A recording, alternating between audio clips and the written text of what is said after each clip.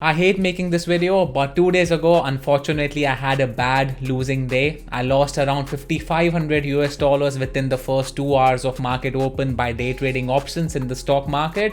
But just the next day, I was able to score a good enough green day. I'm making this video because day trading is not always about bells and whistles. You need to accept the loss and you have to come back the next day as if nothing happened the previous day, which is the crazy thing about the stock market. Hi guys, this is Jay from Jaw Trades, and in this video, I will be showing you guys two of my really bad losing trades that I took 2 days ago that put me red for the day. Then I will show you guys two of my really good trades that I took the day after, making it a good enough green day. Finally, at the end of this video, I will give you guys a few tips and tricks that you can incorporate in your trading so that you can come back from a trading loss stronger than ever before.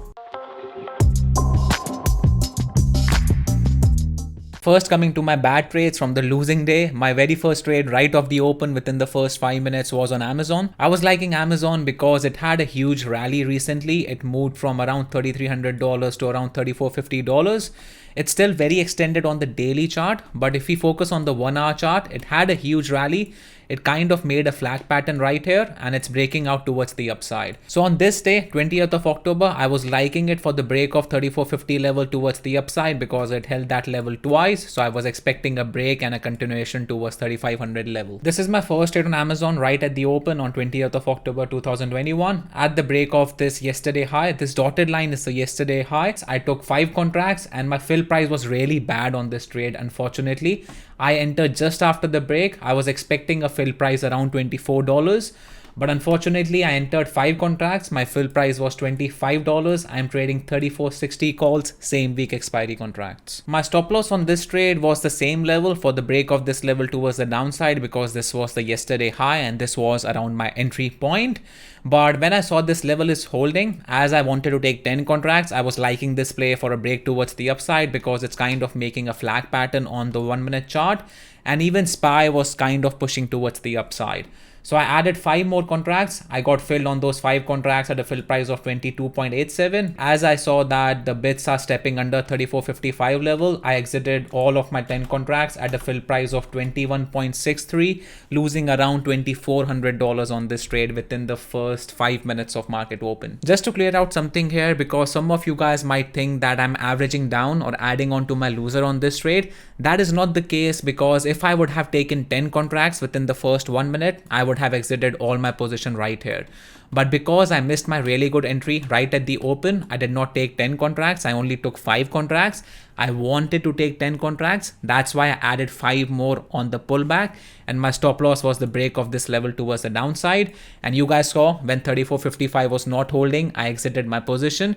Because if I would have held this position in hopes that it might hold 3450 towards the downside, I would have most likely lost $5,000 plus on this trade. So in short, averaging down is okay if it's according to your strategy, according to your plan, and you are willing to accept the increased risk. Averaging down is not okay when on the pullbacks, when it's hitting your stop loss, you're adding on to your position. Now, for example, it pulls back to 3450, you're adding again to your position. It drops down to 3445, you're adding again to your position. That is a recipe to disaster.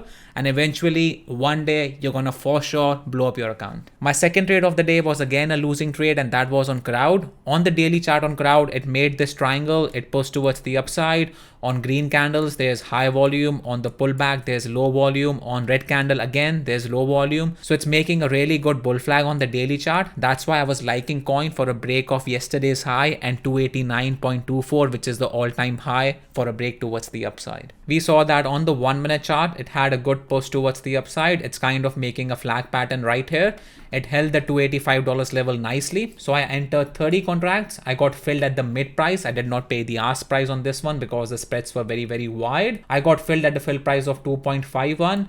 I'm trading 290 calls, same week expiry contracts. My stop loss on this trade was a break of 285 towards the downside. I stuck to my stop loss. As soon as 285 broke towards the downside, I placed my order to get filled, but my fill was really bad on this trade. I got filled at a price of 1.60, overall losing around $2,700 on this trade. If I'm being honest, I was expecting a fill around 2.00 or 1.80. I was expecting to lose $1,500 to $2,000 with a potential profit target of around $4,000 to $5,000 because if crowd would have broken towards the upside for the break of 290 and high of the day, I would have easily made around $4,000 or $5,000 on this trade. So the risk to reward was 1 to 2, but because of the bad fill, that is part and parcel of trading options, I lost $2,700 on this trade. If I go back and review my trades, I think the setups were good, but I could have done a better job with my executions. I'm happy with my Amazon trade. I accepted the loss and move on. That is part and parcel of the game. You will face trading losses.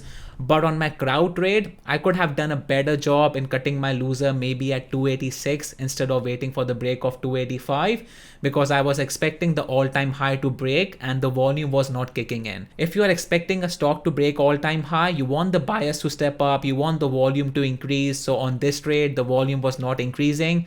I should have realized that and exited my trade at the break of 286. And this loss could have been maybe $1,000 instead of losing $2,700 on that trade. After these two trades, I was down $5,000 within the first 15 minutes of market open. That was my stop loss for the day. You guys saw me making $5,500 just the day before. The video will be somewhere around here. And in this video, I'm showing you guys that I lost $5,500 within the first 15 minutes of market open. After these two trades, I took a small trade on SQ. That was a losing trade. Then I caught Netflix. That was a winning trade. Overall, I ended the day with $5,500 in the red, which I posted in my Discord group. You will lose money in the stock market. You won't make money every single day. But your goal as a trader is to make more money on your winning days than you're losing on your losing days, so that at the end of the month, at the end of the quarter, at the end of the year, you are green on your account. Before we jump onto the trade recap of PayPal, make sure that you guys give this video a thumbs up, subscribe to my channel and hit the bell notification because I'm releasing 2 to 3 new videos on day trading every single week. Now enough of losing trades. Let's now jump on to the next day and look at my winning trade. My first really good winning trade the next day was on PayPal, because PayPal had some kind of news regarding pins that they are buying out the company or something like that. Don't quote me on that. You can check out the news section a bit later. But we could see the reaction just the day before. So that's why, because of this news, I was liking it for a push towards the downside because it held this uptrend, this 1 day uptrend the day before. So I was liking it for the break of yesterday's low and the break of $250 towards the downside, because if it breaks this support, a lot of stop losses will get triggered and we could see a further push towards the downside. This is my trade on PayPal. We had a clean push towards the downside. This dotted line is the yesterday's low. It broke that yesterday low. It's pulling back on low volume. That's what I was liking on this trade. The volume is really low on this green candle, so it's making a really good bear flag on the 1 minute chart. On the next push towards the downside, when it made a new 1 minute low, I got filled 20 contracts and my fill price was 2.05. I'm trading 250 puts, same week expiry contracts. I will show you guys my exit on a screenshot because I held this trade for quite a while, so the recording will be very long. My entry was right here when it made a new 1 minute low. I kept taking my profits. At the break of the low of the day, I took 10 contracts out at a fill price of 2.82. But once it broke 250 towards the downside, we saw a clean push towards the downside. After the break of 248, the premiums were at 4.36. My entry was at 2.05. That means I made more than 100% of my winner on few of my contracts. Finally, I was holding 3 of my contracts, and for those 3 contracts, my stop loss was the break of 250 towards the upside. When it broke the 250 level towards the upside, I covered my whole position, overall making $2,700 on this trade, which was a return of 67%.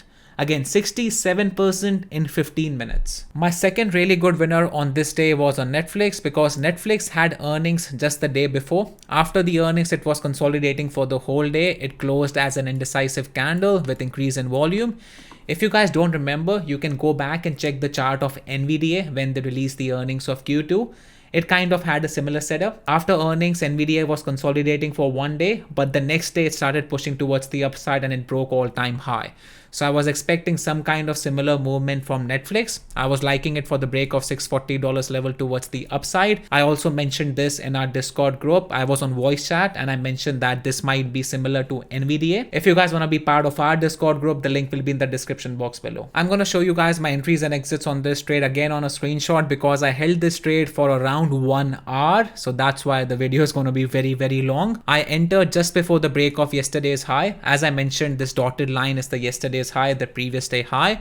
Just before that break, we saw a clean push towards the upside. Nvidia was making a flag pattern on the 1-minute chart. I got filled 20 contracts on the pullback at a fill price of 2.85. Around 637.5, we saw a bit of rejection. Just trying to play it safe here, so that's why I exited 10 contracts at a fill price of 3.30. So after exiting 10 of my contracts, I was comfortable holding 10 of my contracts for a bigger move towards the upside. After my entry, Nvidia made a flag pattern and then it pushed towards the upside with increase in volume. I kept taking my profits at the break of every high of the day. This dotted line is the yesterday's high. Just before the break of 640, I took another 7 contracts out around 3.66 and 4.05. And then after that, we saw a bit of consolidation. Netflix pulled back to $640 level. We saw a crazy push towards the upside. At 645, I took my last 2 contracts out at an average fill price of around 7.4, overall making $1,400 on this trade with an overall return of 42% of my investment. These were 2 of my really good winners from this day. Overall on this day, I took 5 trades, 3 were winners, 2 were loser, overall ending the day with $3,700 in the green, which is a really good green, especially after facing that huge loss just the day before. Now coming to the tips and tricks on how to come back from a trading loss, the first tip and the most important tip is to not to try to make your losses back, because if you try to make your losses back, you will increase your size the next day, your position sizing, and you might end up in a bigger hole than you're already in. For example, I lost $5,500 the previous day. The next day you saw me lowering my position sizing. The trade I took on PayPal was only 20 contracts, but you have to look at the premium price. They were only $2 each. Usually when I am green on my green streak, I invest anywhere from $10,000 to $15,000 on a position. On PayPal, I only invested $4,000. So you have to reduce your position sizing and not the other way around, because majority of the traders, when they face a big loss, they increase their position sizing and they expect to make their losses back, but they are missing out on the bigger picture. What if that trade is also a loser? You might end up in a bigger hole. So in short, treat trading like a business. For example, if in a business a company faces a loss, their job is to control that loss, not to make the whole money back again. That's what you should do in trading as well. Don't let your emotions try to control your trading, because if you let your emotions take control, you will increase your position sizing the next day and you might blow up your account. The second tip is in continuation to the first tip and is to take a back seat, because sometimes when you face a big loss, and especially when you are a beginner, it's always good to take maybe a few days off and also focus on your life outside of trading. Keep doing the things that you were doing when you were green. For example, after trading, after maybe a green day, you like going to the gym, you like spending time with your dog, with your family, whatever. Keep doing the same things, because trading is a career. It should not affect your life outside of trading, because facing a loss, facing a big loss is part and parcel of the game. If you let your losses affect your lifestyle outside of trading, it will for sure affect your trading negatively, and I'm telling you this from my personal experience. Personally, me, I don't take an off from trading whenever I face a big loss, but that comes with experience. After 2 to 3 years of facing big losses, those losses don't affect you that much. But when I was a beginner, the losses used to affect me, and that used to show up in my trading for the next few weeks. But eventually you get to a point that you just say, F it, and let's just move on and focus on the next day. That is pretty much it, guys. Hopefully you liked this video. If you did, don't forget to give this video a thumbs up, subscribe to my channel, hit the bell notification so that you guys get notified every time I release a new video. I'm releasing 2 to 3 new videos on day trading every single week. If you don't follow me on Instagram, make sure that you follow me there, because I post a lot of good day trading content on Instagram as well. The link will be in the description box below. Thank you for watching. I will see you guys in the next video.